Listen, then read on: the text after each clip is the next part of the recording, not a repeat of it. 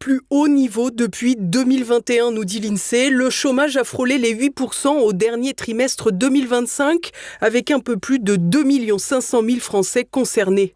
Une mauvaise nouvelle qui cache bien pire. D'abord, le chiffre, qui dépend du Bureau international du travail, n'est pas à prendre au pied de la lettre. En effet, il est le seul présenté par l'INSEE à émaner d'un sondage et non de statistiques établies sur des réalités.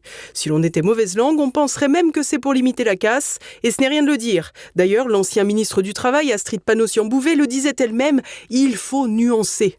La réalité, elle est nuancée, ce qui veut dire qu'il faut être extrêmement vigilant. En plus, on parle statistique. On voit qu'il y a deux réalités. Il y a une réalité statistique un peu froide qui montre une quasi-stabilité, mais également cette réalité que subissent les travailleurs et notamment les plans sociaux dont vous parlez. Et oui, la réalité sort un peu des chiffres. D'abord, le chiffre, quelle que soit sa représentativité, est indéniablement en hausse, et particulièrement chez les jeunes de moins de 24 ans.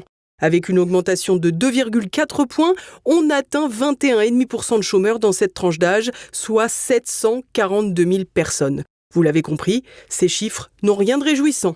Et pourtant, si l'on se concentre sur les données de France Travail, on peut établir un état des lieux de notre économie encore plus délabré. Ainsi, la seule catégorie A établie par l'administration regroupe 3 350 000 Français. Pas loin d'1 million de plus que le chiffre déjà mauvais donné par l'INSEE. On arrive alors à un taux de chômeurs en catégorie A de 10,5% de la population active, un Français en âge de travailler sur 10.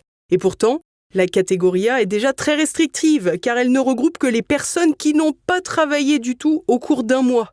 Mais il y a également les Français qui prennent ce qu'ils trouvent pour mettre du beurre dans les épinards qu'ils ne peuvent plus acheter. Là, on a alors la catégorie B, qui prend en compte ceux qui ont travaillé jusqu'à 78 heures par mois, soit une vingtaine d'heures par semaine. Et ensuite, la catégorie C, qui ont travaillé plus de 78 heures, mais n'ont pas un emploi fixe et durable. Et là, ces deux blocs représentent environ 2,4 millions de personnes. Ainsi, on arrive à un total de 5 750 000 personnes dont l'activité professionnelle n'est pas pérenne à un mois et de facto pas suffisante pour vivre. Dans ce cas, c'est 18% de la population active en France, près de 1 sur 5. À noter que parmi eux, environ 46% perçoivent une indemnisation chômage, soit moins de la moitié. En effet, beaucoup de personnes comprises dans la catégorie A, particulièrement les jeunes, n'ont pas assez cotisé pour prétendre à une indemnité chômage. Par ailleurs, les conditions d'accès ont considérablement été réduites par la Macronie sous l'impulsion notamment du sacré bosseur Gabriel Attal. La piste, c'est de réduire cette durée d'indemnisation de plusieurs mois.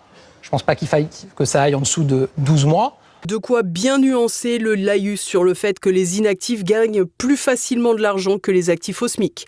Pour être parfaitement représentatif, il faudrait aussi, en plus de considérer une part de chiffres noirs avec des Français là qui ne s'inscrivent même plus à France Travail comme ils ont droit à rien, également ajouter au moins une partie de la catégorie D, les personnes sans emploi mais en formation, en stage, en arrêt maladie ou en congé maternité, environ 350 000 personnes.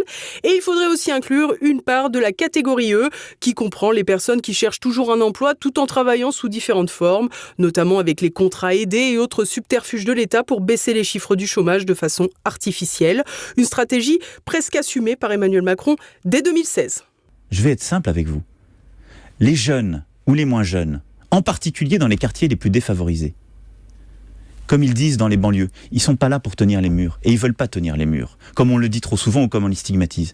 Ils veulent rentrer dans la vie active. Ils veulent rentrer dans l'emploi. Et si rentrer dans l'emploi, ça commence par l'entrepreneuriat individuel. Ça commence par un emploi qui est peut-être plus fragile qu'un CDI. Qu'est-ce qu'ils vont vous dire ? Cela au chômage.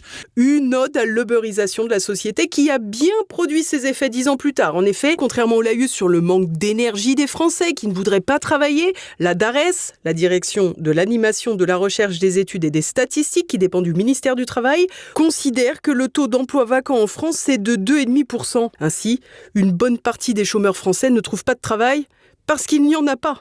Et ce, parce que la fiscalité grève les entreprises, lesquelles n'alimentent plus la croissance du pays.